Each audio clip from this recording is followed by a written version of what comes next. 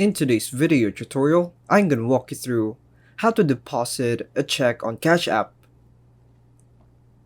Just a quick note, Cash App is currently only available in the United States.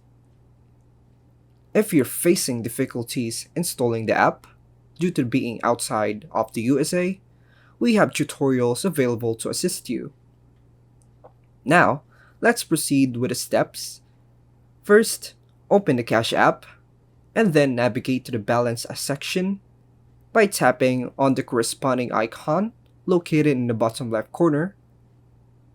Once you're there, look for the option called Recurring Deposits. Next, enable the Auto Add Cash feature. By doing so, you will be redirected to a page where you need to provide certain information. At this point, you can choose the frequency of your recurring deposit.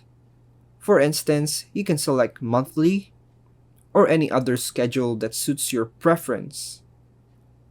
Furthermore, you can specify the specific date of the month, such as the 15th, for the deposit to occur. Finally, choose your preferred amount for the deposit. During this process, you may be prompted to add a card. However, if you don't have one, you can go ahead and pause the procedure at this time. And that's all for now, folks. Thanks for watching.